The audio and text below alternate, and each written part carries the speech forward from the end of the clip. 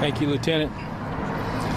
Today's an absolute tragic day for the city of Charlotte and for the profession of law enforcement.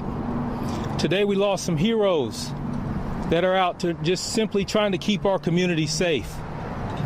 I'm going to try to go through a series of events of how this all occurred and played out, and then tell you a little bit more about the injuries and the things that we had to endure today as a profession and as a city.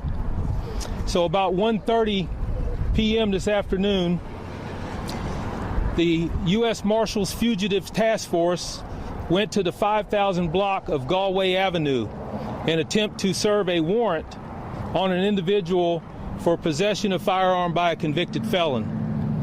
When they approached that individual, they were met with gunfire. Officers returned gunfire and struck the victim, who was later pronounced deceased in the front yard of the residence. As officers approached that individual, they then received additional gunfire from inside of the residence. So after a long standoff, we were able to clear this residence and confirm that there were 2 additional people inside.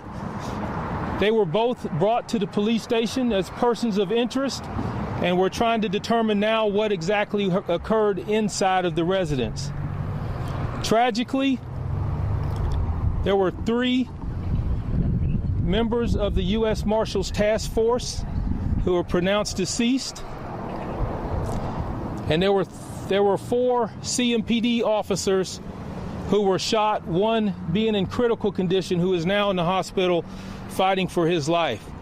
A total of 8 law enforcement officers were shot by the suspects in this house. You think about it. Your father, your husband, your friend, your neighbor, all of them were one person like that. And today they're not going home. 3 people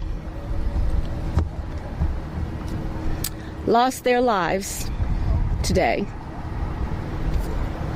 And the most that I can ask of our community is that we honor and respect them for all the work that they've done, all the work that we will do to make it possible for our city to be safer. Every one of us wants to be in a situation where you get up this morning and get to come back home. And someone didn't today. Keep your prayers, keep your faith. Make sure that these officers who have families have people to reach out and hold them up, because they will need this. And we are a city that will make it possible for them to be this way, to be able to live and know that we honor and respect the loss that they have. Thank you very much for this time.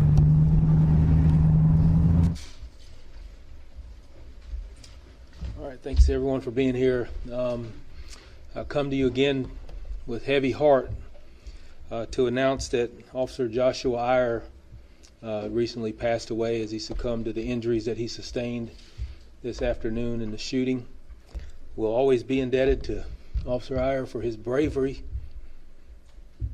and his sacrifice for this profession. Just wanted to announce that update on the case. We're still actively investigating this. It's still going to be a CMPD case. I won't be taking any questions, but I do appreciate you all coming, and have a good night.